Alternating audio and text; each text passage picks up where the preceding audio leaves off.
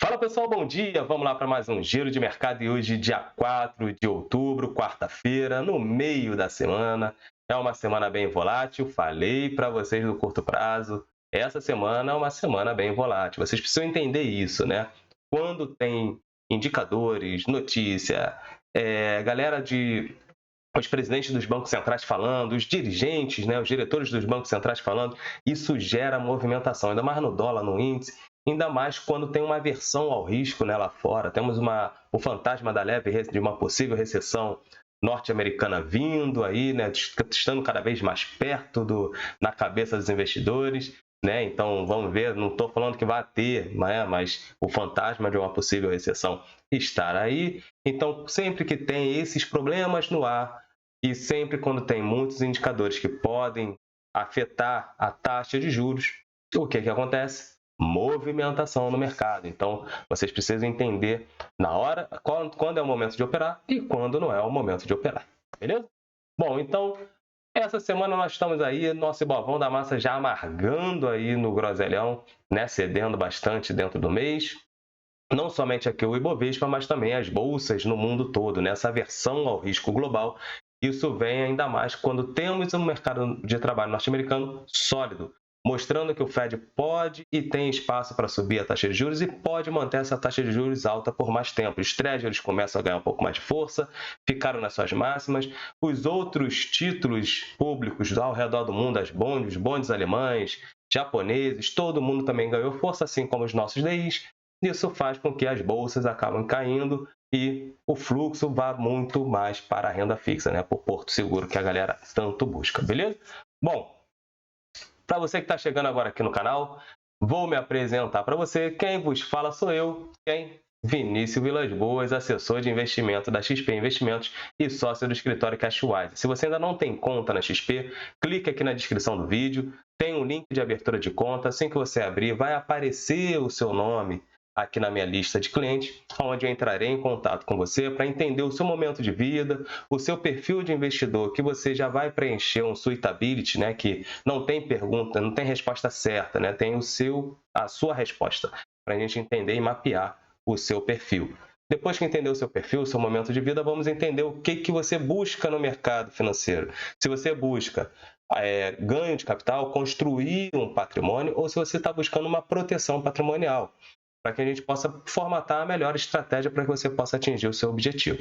E ao longo do tempo que estaremos juntos, todo mês faremos uma reunião, uma revisão ali da carteira para saber se está tudo certinho, se mudou algo, porque a nossa vida, a gente sabe, né, que é muito volátil, né? Tem bastante coisas que acontecem, muita água passa por debaixo da ponte. Beleza? E não deixa também de se inscrever aqui no canal, de ativar o sininho de notificação, dar esse like, porque me ajuda bastante a entregar esse Morning Call com fatos e dados sem viés para mais pessoas.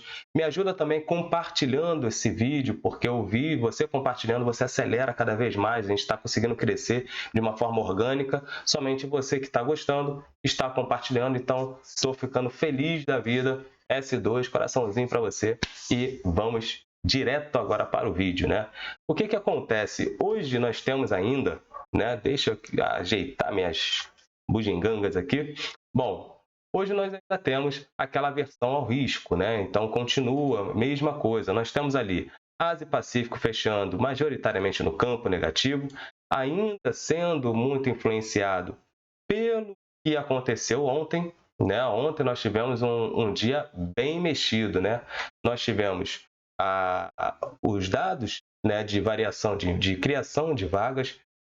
Desculpa, gente, essa é a amplitude aqui, né, climática aqui no Rio, tá demais.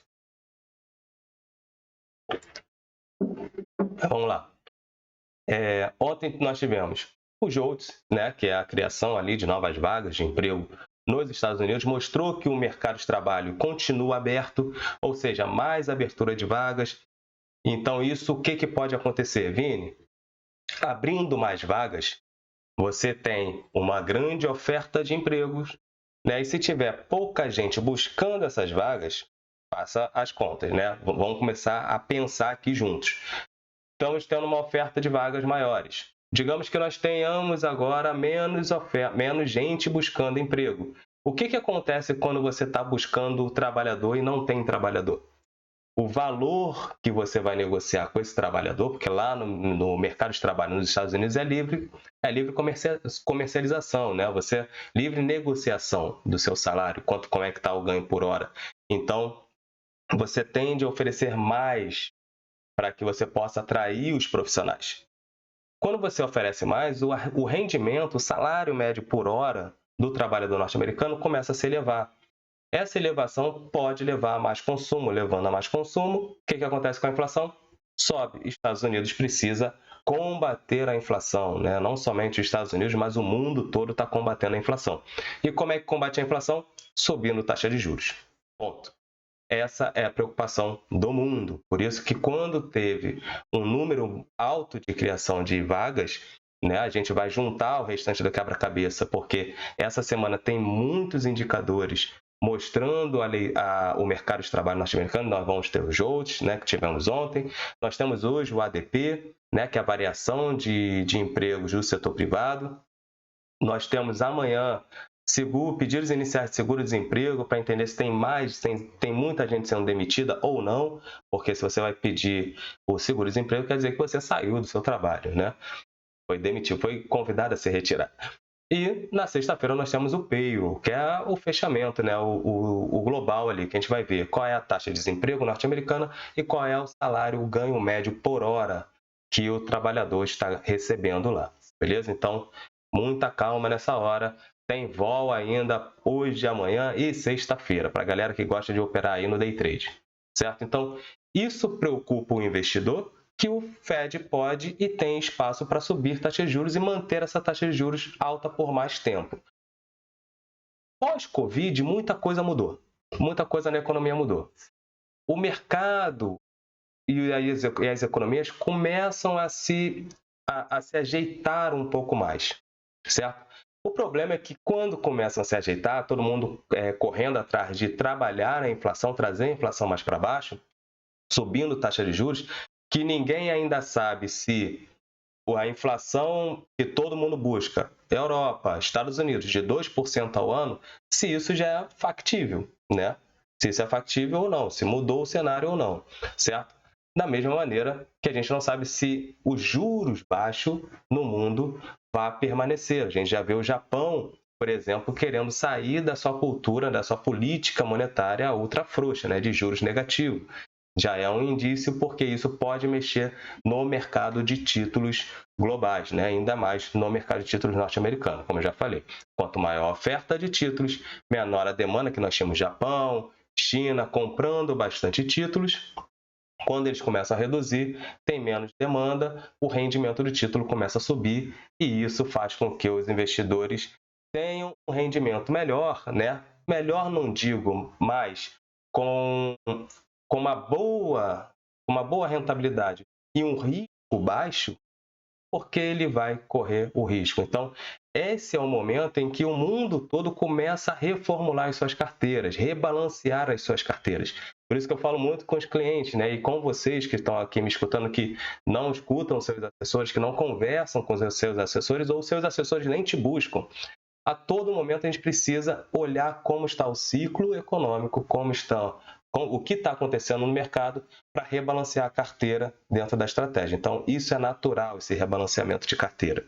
Isso ocorre no mundo, onde as bolsas, né, quando você vê um problema iminente, obviamente você sai do risco, ainda mais se você tem um montante muito grande. Então, esse rebalanceamento é normal, é natural. Com isso, a gente vê as bolsas para baixo, né?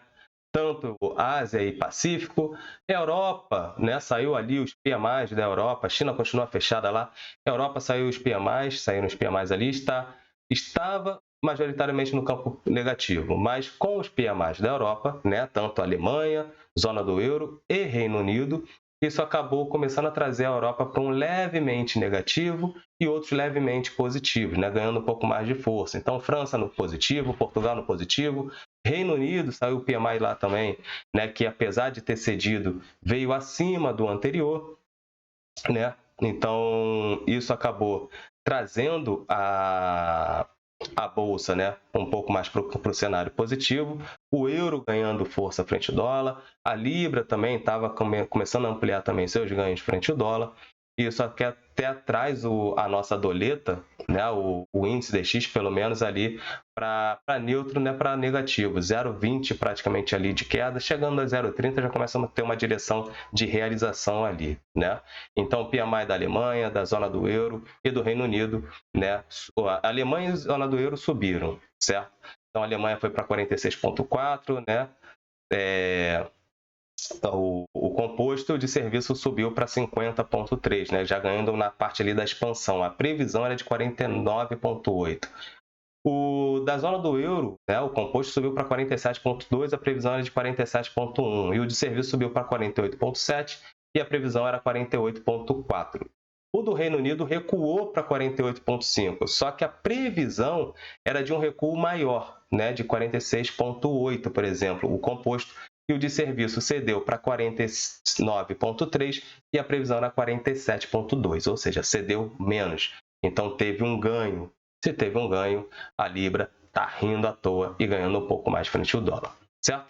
Lá nos Estados Unidos, apesar de todo esse problema que nós tivemos com a leitura do mercado de trabalho norte-americano, que está sólido, está robusto, isso fez com que os treasuries ganhassem um pouco mais de força, devido a essa aversão, aí aumentando a aversão ao risco, e nós tivemos no final ali da tarde mais um probleminha, né? Nós tivemos lá o McCarthy, que era o líder na Câmara, lá nos Estados Unidos, foi destituído. Então, agora, a Câmara tem os 40 dias, né? Eram 45 dias, ali que ele conseguiu negociar para não paralisar, só que agora o Congresso está paralisado porque não tem o presidente, né? Então, até com que esse imbróglio, uma nova eleição, uma nova votação venha, que já estão querendo levar para a semana que vem, né?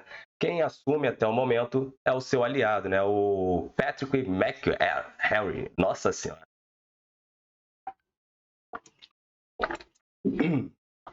Ele assume a cadeira, mas não vão mexer em nada. Até com que seja feita uma nova eleição, uma nova votação, para poder trazer trazer as pautas novamente e seguir as atividades do Congresso. Então, isso acaba paralisando e isso gera também mais uma aversão ao risco, certo? Porque nós temos ali o Congresso norte-americano fechado, certo? Bom, deixa eu trazer aqui agora, vou trazer o nosso Ibovão da Massa para vocês. Vamos botar aqui, não vou botar agora o coisa. O que aconteceu ontem? Nosso Ibovespa fechando abaixo dos 114 mil pontos, né? O que a galera temia aconteceu, né? Então nós temos aí ontem a gente já tinha falado que a média móvel de curto período, de 10 períodos, já tinha cruzado a média móvel de 20. Aqui no meu canal tem uma playlist do Descomplicando Finanças, onde eu falo um pouco mais sobre a análise gráfica, né? E eu mostro como é que são os rastreadores de tendência, as médias móveis, o high-low. Então é bem interessante. Então isso já começou a mostrar que poderia ter uma reversão de tendência. Foi confirmada, né? Nós perdemos aí um suporte, né? Aqui que era os 114 mil pontos, fechando abaixo. Vamos ver o que vai acontecer hoje. Hoje continua a aversão ao risco, né? Mas tem aí alguns indicadores para sair. Daqui a pouco a gente já vai mostrar como vai se dar a agenda do dia. Fechou aos 113.400 pontos, cedendo 1,4%, né? Olhando o portfólio do Ibovespa, pouquíssimas empresas fecharam aí no campo positivo, né? Pouquíssimas empresas fecharam no campo positivo. Nós tivemos aí petróleo, né? As petrolíferas cedendo, até porque petróleo começou a recuar um pouco mais. Tem a reunião da OPEP+, as atenções se voltam um pouco mais para lá, para ver se vai manter os cortes ou não. Porque se mantiver o corte, a gente pode ter um petróleo para cima, ou se não tiver corte, a galera começar a trabalhar com o preço mais para baixo. Eu acho difícil, mas vamos acompanhar fatos e dados. Aqui foi a opinião minha, né? Mas vamos acompanhar fatos e dados, esperar sair o relatório da OPEP e entender o que eles vão trabalhar. certo? Então, as petrolíferas acabam cedendo, não só aqui, mas no mundo todo. Materiais básicos, né? Nossas mineradoras acabam perdendo um pouco mais, né? Nós tivemos aí a primeira movimentação negativa do minério de ferro, né, em 5 dias lá na Bolsa de Singapura. Mas com os feriados na China, essas metálicas começam a sofrer um pouco mais, né? Ainda mais porque nós temos, elas são muito influenciadas com os dados que vão vir de lá, né? Como está o setor imobiliário e construção civil na China, né? Que é o maior cliente das siderúrgicas, né? E aqui do nosso Ibovão da Massa. Então, nada mais, nada menos, eles acabam sofrendo aqui com essa paralisação na China, beleza? Os petrolíferos também cederam. Os bancos, nós temos aí um fator lá no Congresso, aonde o Pedro Paulo, né, que vai ser o relator, já quer mudar algumas coisas, né? Tanto nos fundos offshore, né? Aquela taxação dos fundos offshore, quanto também os juros sobre capital próprio, né? Que influencia muito o setor financeiro. Então, o setor financeiro nós temos nesse programa Desenrola, né? Onde quer buscar um pouco mais a liberação de crédito, a questão também do marco das garantias. Isso faz com que o governo queira que jorre crédito, né? Juros baixos e mais crédito aí, né? O governo PT já fez isso outras vezes. Lá atrás, quando o Lula ganhou, né? Ele fez um trabalho muito forte em cima do consumo, né? Baixou a taxação ali, deu muito incentivo para a linha branca, enfim, né? Ou seja, um governo muito, muito focado em consumo. Só que com a questão desse programa todo de liberação de crédito, tem os outros fatores que prejudicam o balanço dos bancos. Não estou falando que isso é bom para a população ou não.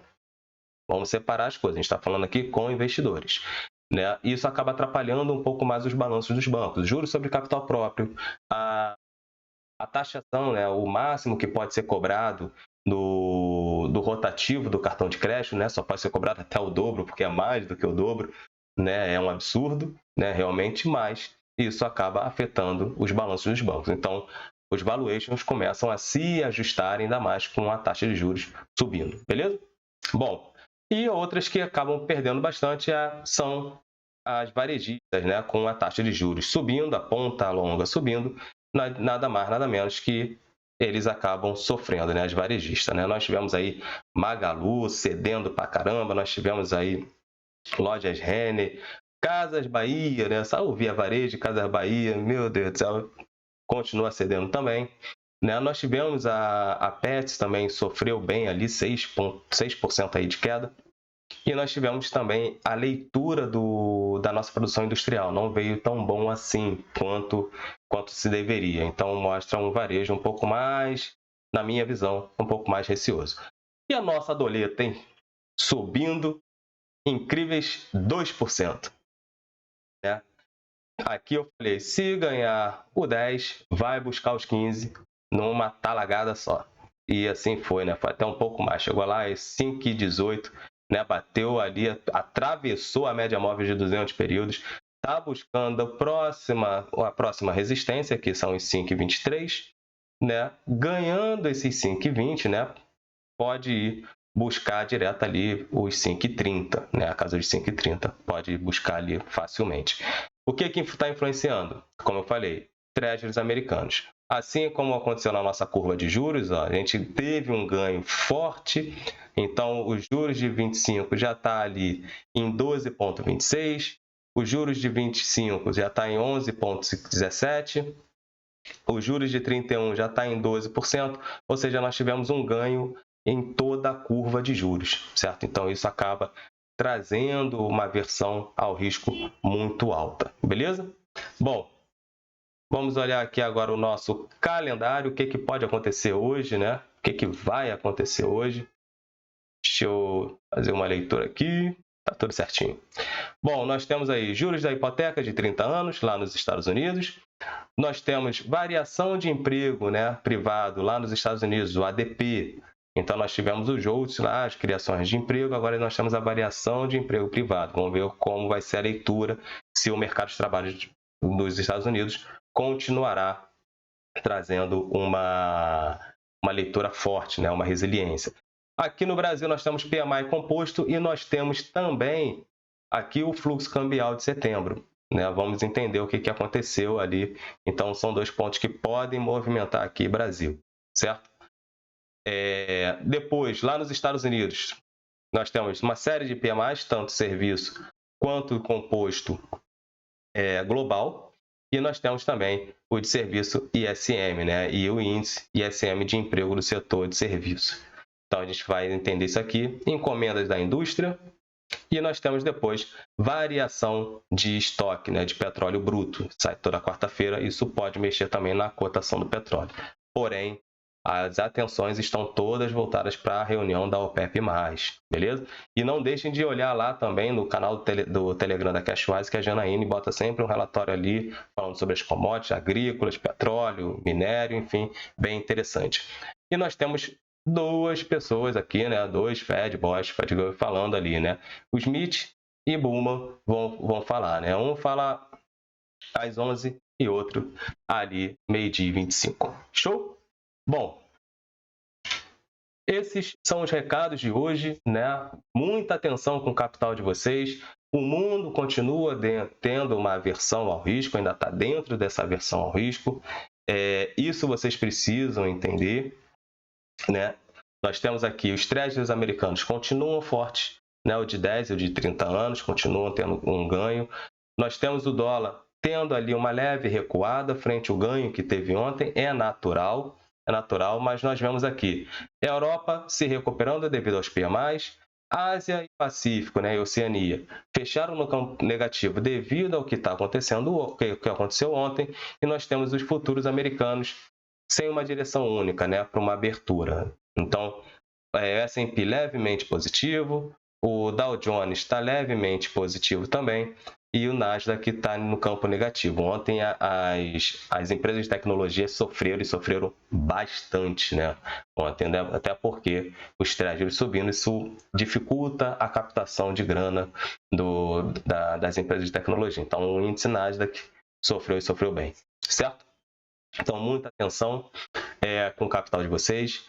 A galera do curto prazo, esperem as notícias saírem, o mercado tomar um rumo para você poder fazer a sua movimentação. A galera que toma um pouco mais de posição. A galera do giro, muita atenção. Quem sabe fazer, faz. Quem não sabe, vai aprender. Vai aprender para você não perder dinheiro, certo? Teve até um questionamento que eu respondi, que o pessoal fala assim, qual seria o melhor valor, né, para que uma pessoa possa operar no day trade? Eu falei que seja no limite de até 5% do total da carteira. Então, se alguém tem 10 mil reais, só vai poder operar com 500 reais. Ah, mas sobrevive? A questão não é sobreviver. É melhor você se arranhar do que se aleijar, se machucar, se matar. Entendeu? Então, respeite o seu capital. O seu dinheiro merece respeito. Então, tire da cabeça aquela questão que no day trade você vai fazer dinheiro rápido e fácil, que não é fácil, certo? Não é fácil.